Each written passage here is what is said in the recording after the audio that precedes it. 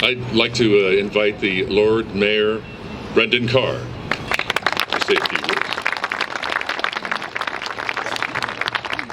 Thank you, Mayor, Vice Mayor, Council members, ladies and gentlemen, and in particular to the kids who are here today. Can I just first of all express what an honour it is for me to visit your beautiful city as the Lord Mayor of Dublin.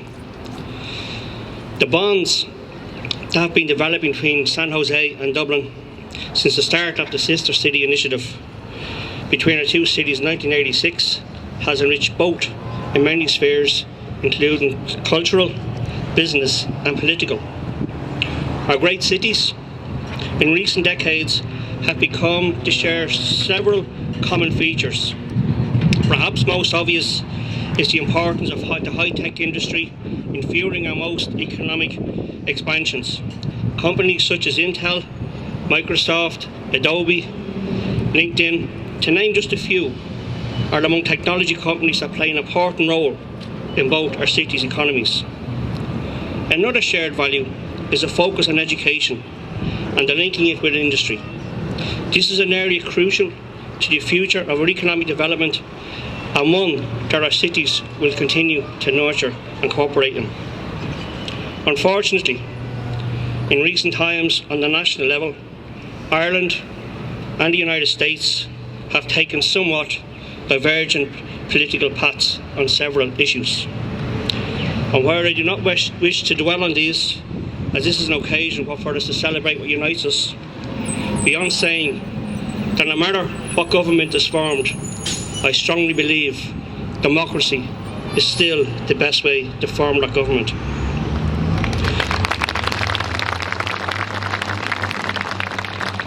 In Ireland, we respect the United States decision to elect your President Donald Trump. We might not fully understand it. We certainly don't like it. But we do certainly respect it. And I'd also just want to know, someone said to me yesterday that there's a call for California to become an independent state, and we'd also respect that if there was a decision that was made. But on a serious note, what the world, as the Mayor has just said, needs now more than ever is unity and not division. An importance that we in Dublin place on displaying such unity with those in our global community who find themselves in the most desperate circumstances is mainly what I want to speak to you here about today. The people of Dublin and of the world have been greatly moved in recent months by the images of desperate men, women and children crowded onto inflatables, risking all to cross the Mediterranean or Aegean Sea, desperate to reach the European Union. It was perhaps easier for Irish people to connect with the plight of these families than it was with some others.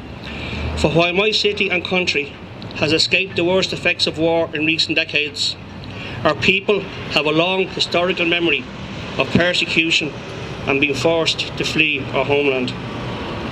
In the Dublin Docklands, there's a series of statues on the Custom House Quay, which I'm sure many of you would have visited. They're not images of men cast in iron in heroic poses, but rather a group of forlorn, elongated figures, dressed in tatters of clothing, one clutching a child to her breast. Metres from these sculptures is moored the Jeannie Johnson sailing ship.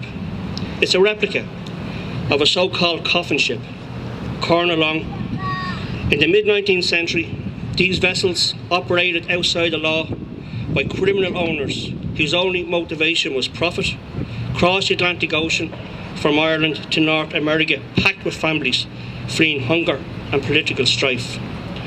On these vessels, with little access to food or water, many succumbed to disease, were after nearly a third of passengers not surviving the treacherous passage, their bodies thrown overboard, their deaths never recorded. No event in history has had a more profound effect on Ireland and the worldwide Irish community than the great famine that those statues and ship commemorate. During the tragic years of 1845 to 52, approximately 1 million people died and 1 million more emigrated from Ireland, causing Ireland's population to fall by 20 to 25%. But even beyond the tragic period, which every school child in Ireland learns about, and hopefully these kids may learn about in America, we have a much longer and older history of being refugees in our own land and abroad, forced to move by centuries-long struggles for political dominance of our island. Waves of Irish refugees have left their mark on stories of many countries around the world. Perhaps most importantly of all of this was the history and the development of the United States. From the East Coast, where they first arrived, right across your great country to the sunny California and your fabulous city of San Jose. There is also a long tradition in Dublin of realising the benefits of welcoming communities fleeing persecution and war to a city itself founded by people who we now call Norwegians. Recently, Dublin has accommodated communities fleeing wars from the former Yugoslavia to many different conflicts in Africa, including Syria. These communities have also settled without having to deal with any organised political opposition beyond a few cranks and criminal elements which, once exposed, are completely rejected by Dubliners. With the world now facing a refugee crisis of a scale not experienced since World War II, I believe my city and everywhere should heed the advice of passionate world leaders such as Pope Francis, who last September called on people to welcome refugees into your homes and communities so that the first experience is not that of traumatic experience of sleeping cold on the streets, but one of warm welcome.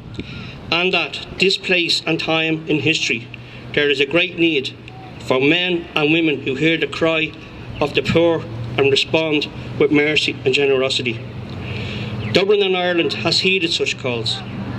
Every fortnight, many refugees arrive in Ireland under the Irish Refugee Protection Programme. These individuals and families are quickly resettled into communities throughout our country and provided with support from the government. Once again, thankfully, my city is also proving to be an unforgiving environment for the xenophobic right. The hatred and fear-inspired politics, like the UK's Nigel Farage, who was endorsing the Brexit, Le Pen in France, have been rejected by the ballot box in Dublin. Unfortunately, this xenophobic, chauvinistic nationalism has emerged in other countries, and one very close to my heart, that of the United States. Dublin has recently acknowledged the role of your previous President Barack Obama and Michelle Obama by rewarding them with the highest reward given by the City of Dublin, the freedom of the city, to acknowledge their role in trying to make the world a smaller place. When I took office shortly after the UK vote to leave the European Union, accepting the honour of the Lord Mayor of Office, I did state that I was sickened to my very core when during the EU referendum campaign I witnessed a poster portraying the suffering of men, women and children forced to become refugees like we did in Ireland, and being used to entice intolerance and hate. I made it very clear then, as I'm sure the Mayor would agree with me, that anyone to use the suffering of their fellow man and women were not welcome into my city, and I would hope not welcome into your wonderful city. However, not only should we not speak of the role in ensuring that those forced to flee their homes find societies willing to accept them and benefit from their presence, we must work towards the real solution of the global refugee crisis.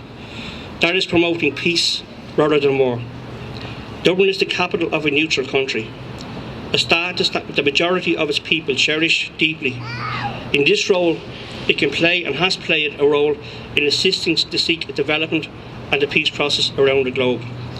I believe we, both Dublin and San Jose, must show leadership on these issues and make a real difference in the struggle to find a solution to the humanitarian crisis which drives people from their homelands. I have done everything in my power to ensure that Dublin's approach to the current refugee crisis is in line with the best traditions in the past. I believe that the current humanitarian crisis, which are forcing people to emigrate in large numbers to countries such as the US and Ireland, is perhaps the defining social challenge currently facing humanity, and we must all, politicians, business people, faith leaders and those active in civic society, work together to ensure we respond in the manner that speaks of the best rather than the worst in our shared values. If we do, not only will those in need benefit, but also our communities will be enriched. I'm going to finish up with a quote from a famous Dublin philosopher, Edmund Burke, when he said, "All that is needed for the triumph of evil is that good men do nothing." I know San Jose, I know California, from speaking yesterday, have got good men and women going to make a difference to this humanitarian crisis in the world, and I would encourage that we all work together to make it happen. Once again, thanks so much for listening to me here today.